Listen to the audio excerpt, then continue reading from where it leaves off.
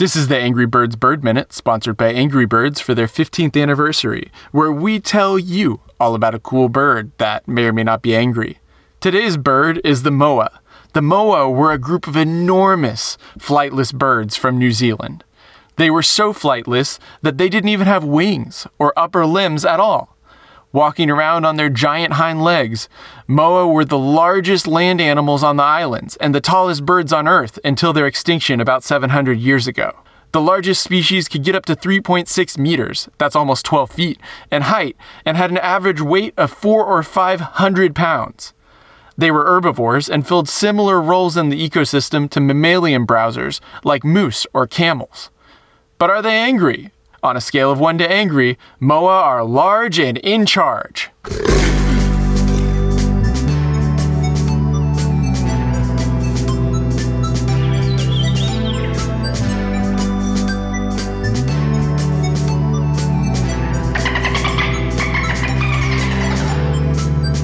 This is Wild Green Streams. I'm Rhett. And I'm Emily. And we're joined today by Tara Dower, the outdoor athlete who just beat the fastest known time for running the Appalachian Trail. She ran 2,189 miles in an incredible 40 days, 18 hours, and 6 minutes. Tara, welcome to the pod. Hey, how's it going? Thanks for having me. Thanks for being here. We're excited to get into the interview, but before, we should introduce Emily because it's her first time hosting the podcast. Emily is a geologist, filmmaker, and was a great grad school classmate. Emily, are there any projects that you've worked on recently that you're allowed to share? Yeah, I can tell you what I've been on right now. I'm about a year deep into an HBO docuseries about a climber named Dean Potter, and we're kind of going deep into his life and legacy and doing lots of cool action sports, crazy archival, neat stuff. But that'll come out probably in 2026, so it'll be a little while. But that's mostly what I've been working on lately. Interesting. What kinds of climbing did he do? He was doing free solo mostly, so it's the really out there stuff. And then he started doing base jumping and then wingsuiting and then was doing the high line walking. So it's just kind of all daredevil extreme. How extreme can you go? So it's kind of crazy to edit in that world for a long time because it's wild seeing just crazy footage day after day after day. But it's really interesting. It's going to be a cool project. I bet stuff that would normally look crazy just looks kind of normal now when it comes up in a reel or something. Yes, sometimes I have to zoom out and be like, this is insane. This is actually wild. Right. So speaking of boundary pushing outdoor athletics, Tara, could you just kind of explain what an FKT is to start out with? Yeah, FKT stands for fastest known time. And it used to be more grassroots, not very established back in the day, but since then there has been a big push to verify a lot of these FKTs. And so now it's basically an organization. They have a website and it's essentially just people submitting their speed records on specific routes or trails and trying to get the fastest known time attempt verified in order for them to hold that record. So yeah, that's essentially what they are. There's a couple categorizations, there's supported, self-supported, unsupported records. And then there's just long routes you can do. I did one of the longer routes, 200 miles or 2,200 miles.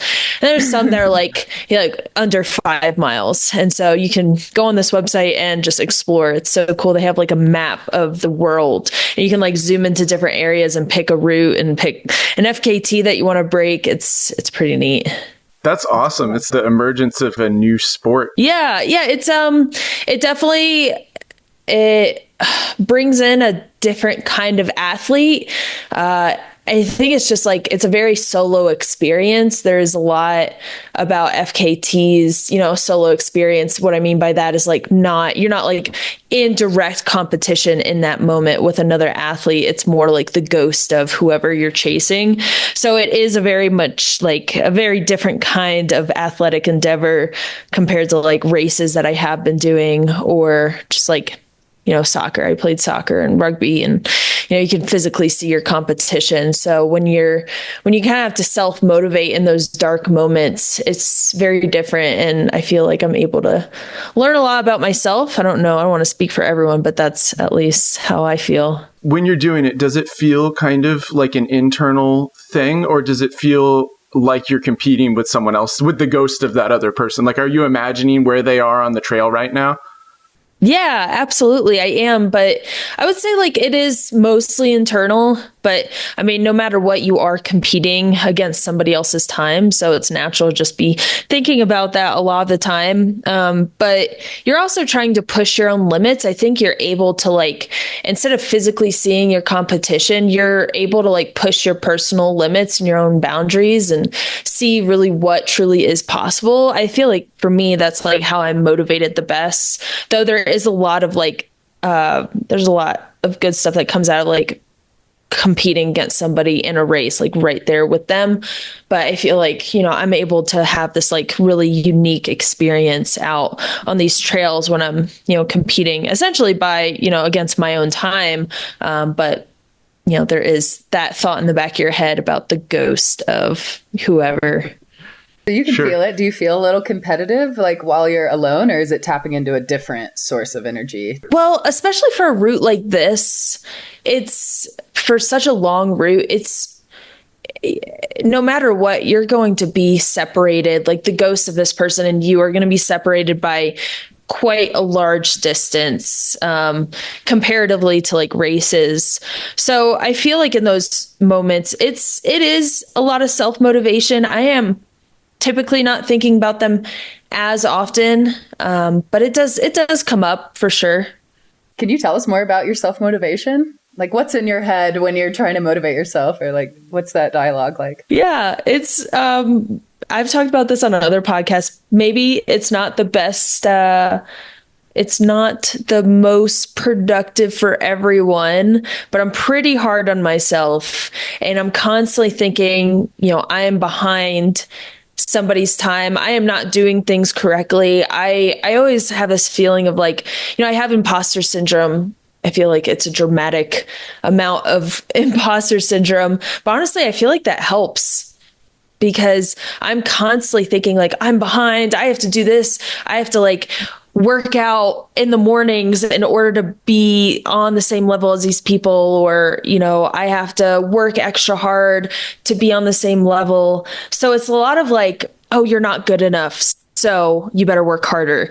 And that's really where it lies. And sometimes it can be, I've gotten to the point where it's like mostly encouraging, but there were times that I had to I had a sports psychologist. I had like a sports mindset coach, and we really worked on, a couple things, but mainly like that amount of imposter syndrome and like how I can work with that instead of it hindering my performance. I'm, using that to my benefit. And I feel now that like it is a huge benefit. If I'm thinking I'm like far behind these people, if I'm not doing something as well, I'm just working that much harder to get on the same level. And, it actually turns out to where, I am exceeding my own expectations, which is the most important thing, but also exceeding like, that record on that trail, which feels good as well. Sure. How do you train for something like that? Yeah. Well, I'm a professional athlete for Ultra and a couple other companies. And so kind of training is in my daily routine. I'm always training, and I was training for Hard Rock 100, which is one of the hardest 100 milers in the country. It's mainly run at 10,000 feet. You go up to 14,000 at one point. You go down to like 8,000. There's about 33,000 feet of elevation gain and loss, and it's just really difficult. It's a hard race. So I was training for that, and I competed in that a month before I went to try to set the record on the Appalachian Trail. And I felt like, the training for that was going to perfectly equip me for the Appalachian Trail. So, I have a lot of time on my feet, a lot of running at altitude. So I was like very acclimated to Maine, which isn't that high up. I think, it gets up to 5,000 somewhere in there on the Appalachian Trail. But I was acclimated for like 10,000 feet, which was felt pretty good. And I was like, I mean, I did a 100 miler. I felt pretty well equipped at that point for the AT. About as good as you could be. Yeah. Do you like running at altitude? Does that affect you a lot? Oh yeah. Yeah. It's hard. Yeah. And I like that. I like when it's hard. I mean, I threw up a lot during Hard Rock. I think I don't even know how many times I threw up. It was too many. It was altitude related, but it was hard and it sucked, but I got through it and it was fun at the end. How do you cope with the mental strain while you're doing this? Yeah. Well, like the mental strain, like going beyond a certain amount, I can talk on that. But first off, I'll explain, like, I do have my expectations ready for this type of endeavor. So I've done the Mount Sea Trail and I've done the Colorado Trail, FKTs, and Bet McKay Trail. And I've done, I don't know, 800 or 900 milers and other ultra marathons. And I have a lot of mentors in this realm of FKT. So surrounding this like iconic Appalachian Trail FKT, I have a lot of mentors who have spent a lot of time on trail or who have, competed or who have gone for the record themselves. So I had my expectations lined up prior to getting there from my own experience and from mentors. So I knew it would be hard. I knew I'd hurt. I knew I'd be extremely tired. Some mornings would just be so impossible to move forward because I'm falling asleep walking. I'm just like, I'm trying to get my expectations properly set up for this type of FKT. It's just long and it's arduous and it's going to be hard. And so with that thought, like going into the Appalachian Trail, and when it did get hard, it was like, yeah, I was promised this. This was part of the deal. Nobody does this stuff and is like, this is going to be a walk in the park. It's so easy. And not that like, not that like it was awesome. It was great. And I don't want people to think like this sounds terrible. It's just hard. And for me personally, I enjoy doing really tough things, but there's a lot of beauty involved with it as well. I mean, I would say most of the time I was having the time of my life. I enjoyed the experience immensely. So much to see on the Appalachian Trail, not so many views, but so much flora and fauna and just a great time with the community and the culture as well.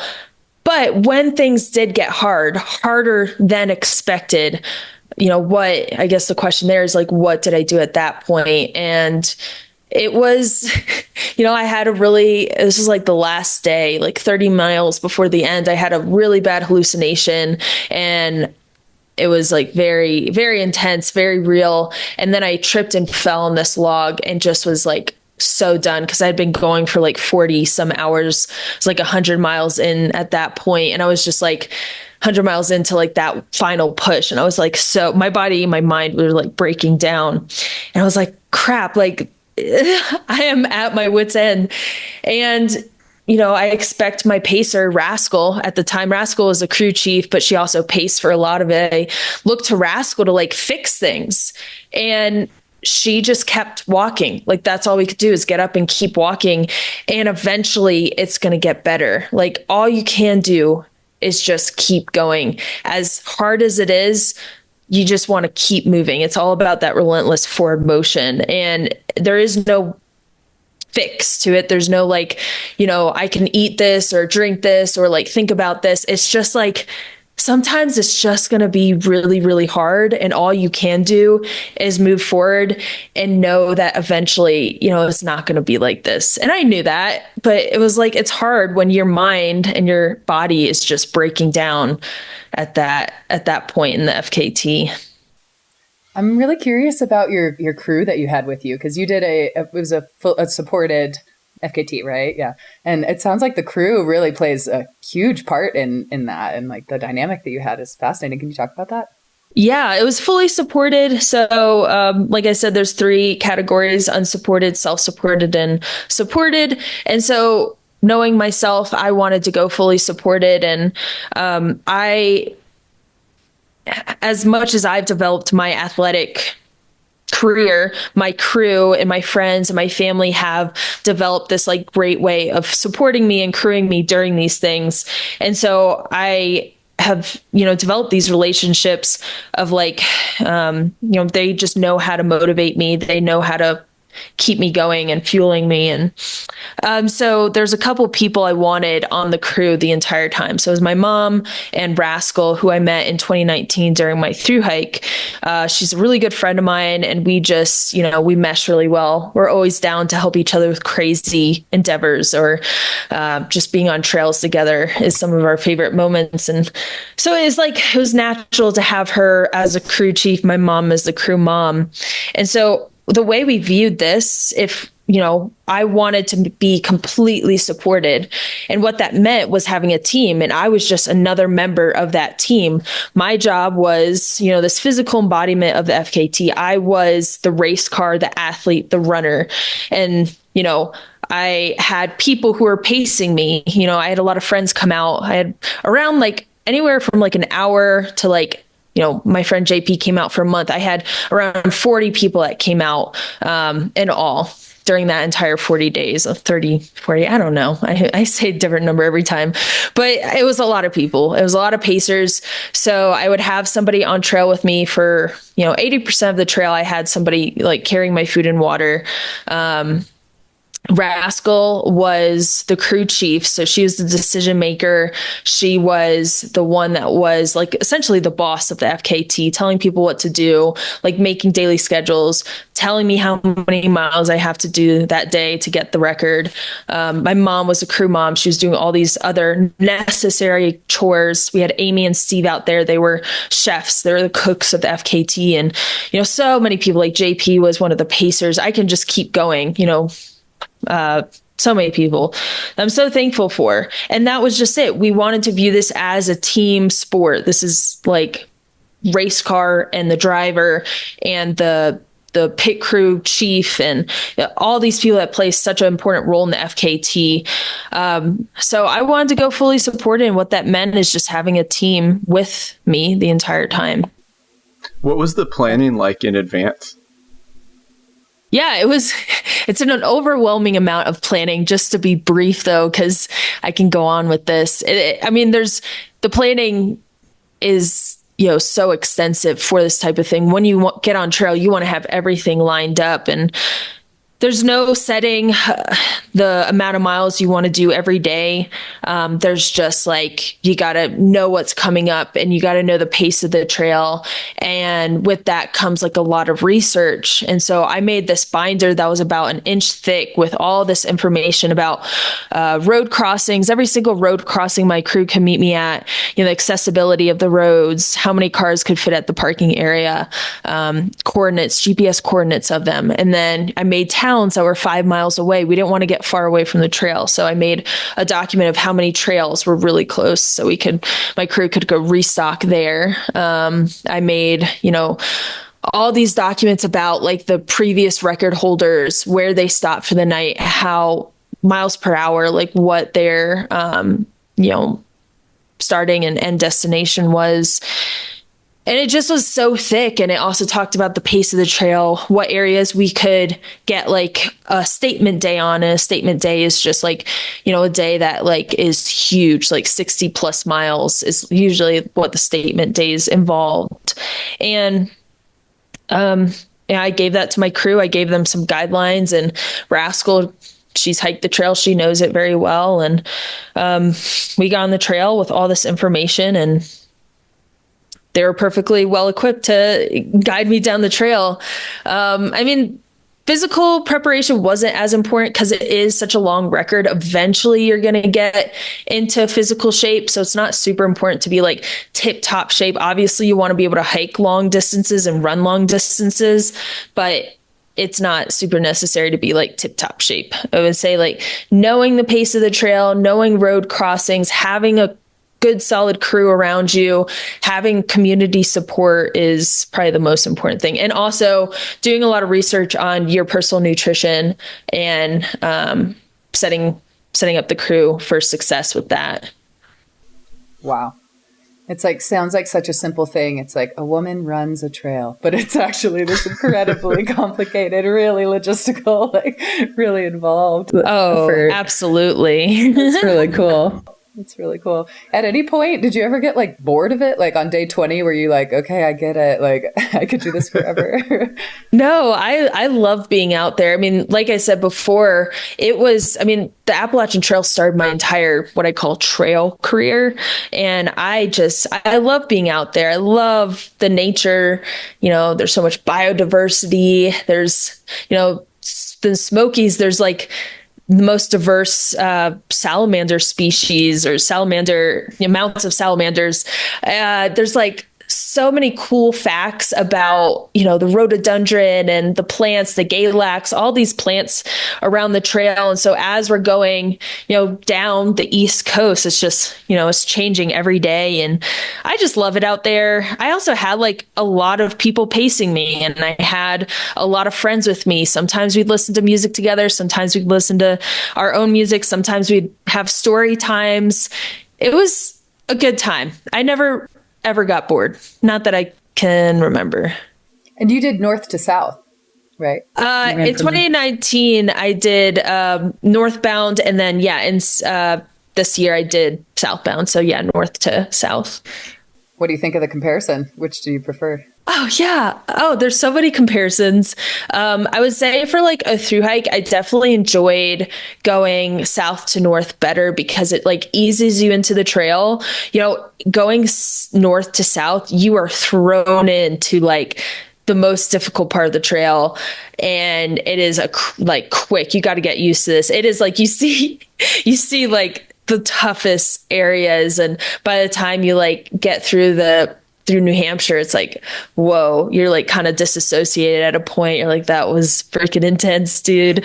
That was my experience. But yeah, I feel like for a thru hike, I would definitely go northbound again. But going southbound was really cool because I was able to like experience my 2019 thru hike in reverse. And so I was, we had a good trail family with us for majority of the trail. Like I met a lot of people. So it was essentially like, reversing the trail. And by the time I got to the end, it was just like, I remember when I was standing on Springer Mountain, just ready for this epic adventure. And now I'm finishing this epic adventure. It's really neat full circle. Yeah. Oh yeah, for sure.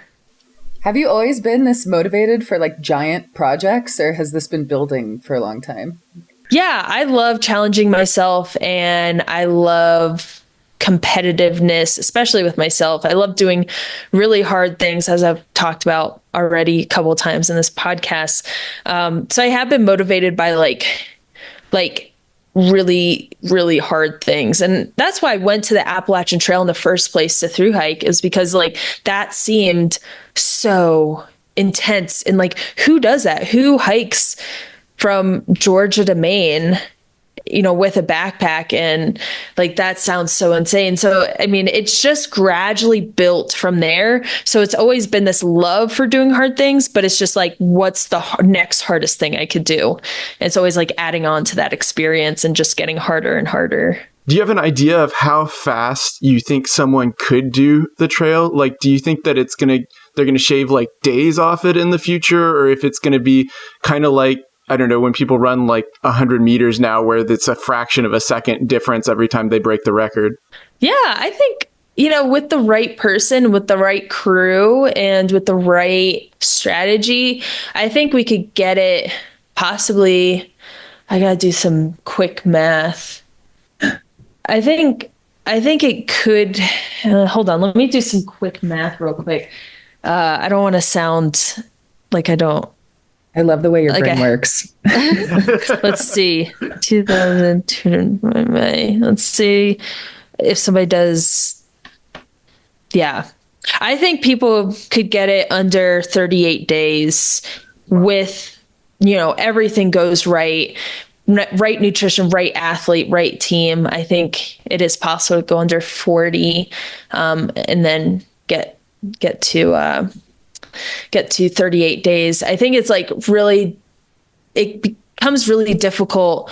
That's why you need the right athlete, because they need to be able to have that like fatigue resistance. They need to be able to run quicker than I ran. And I didn't have the quickest pace of any of the FKTers. I just didn't sleep as much. And so that's what got me the FKT. And so somebody has fatigue resistance and they have some better speed than I do. I think it's definitely possible for them to get like 57 miles a day and get the record. Cause I think I got like 50, it averaged out to like 54, 55 miles a day for myself.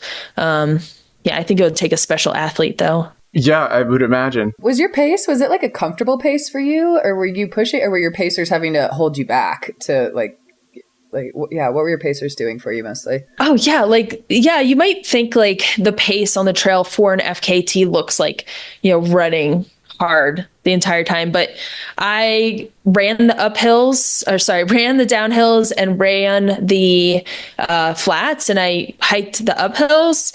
And most of the times my pace averaged out to about anywhere from 20-minute miles to around, depending on the section, like 15-minute miles. Like on average, it was somewhere in there, and 15 was really good. It usually like came out to around like, on a good day, it was like 18 to like 17, but I always try to keep it under 20-minute miles.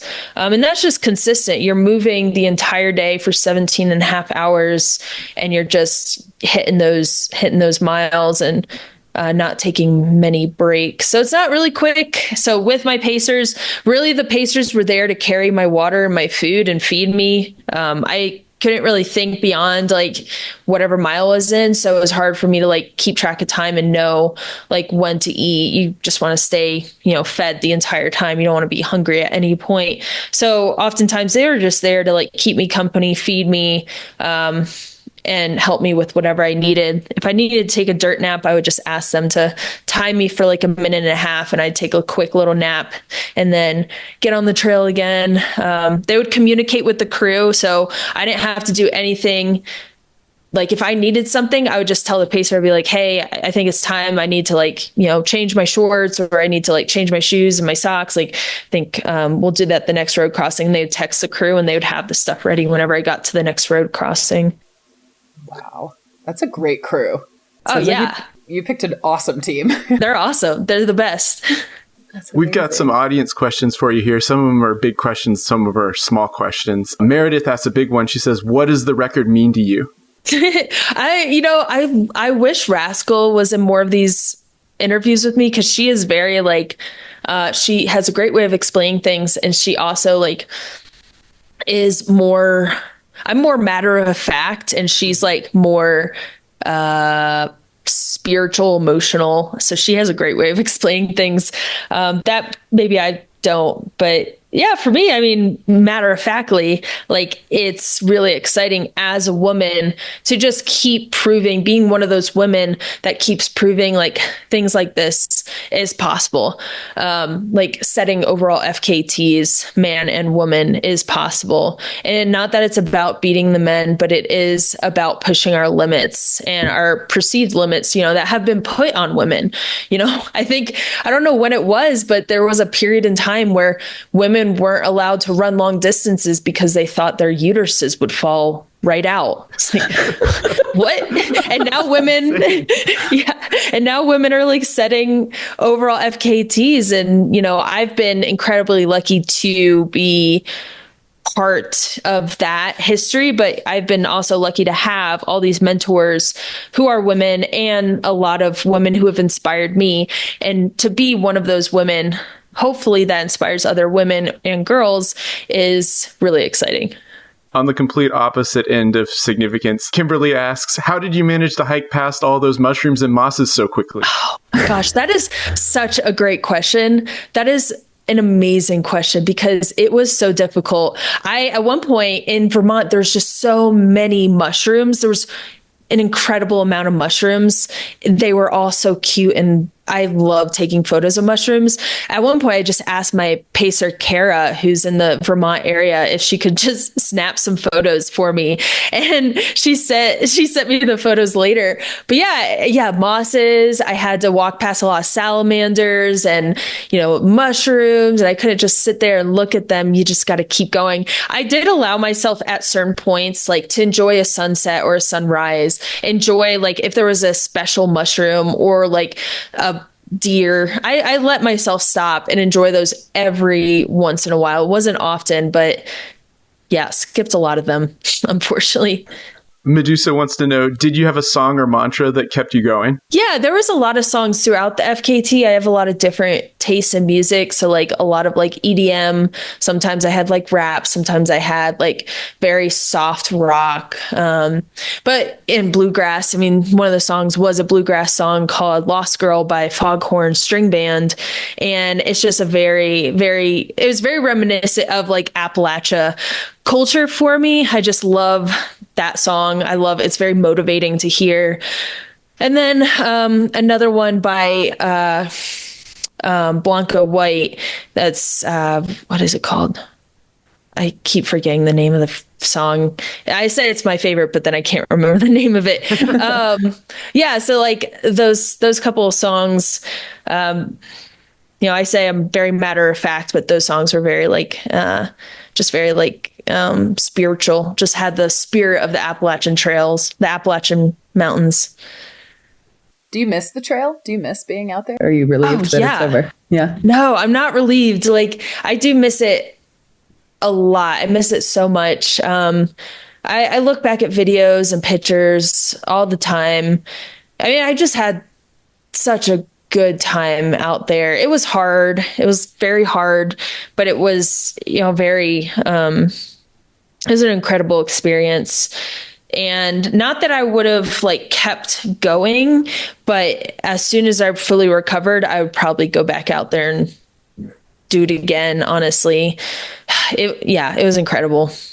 One more lap. Yeah. We'll just go back the other way. Yeah. 2 laps. Turn around. Do you have any other big hikes in mind for the future?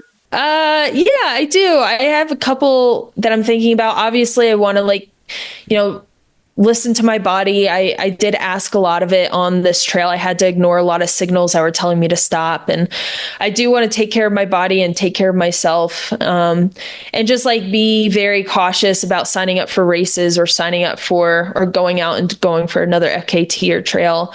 But obviously, like I want to do everything, like all the trails ever. Sure. Well, I think that's a good place to end on. Do you have anything in particular you want to plug today?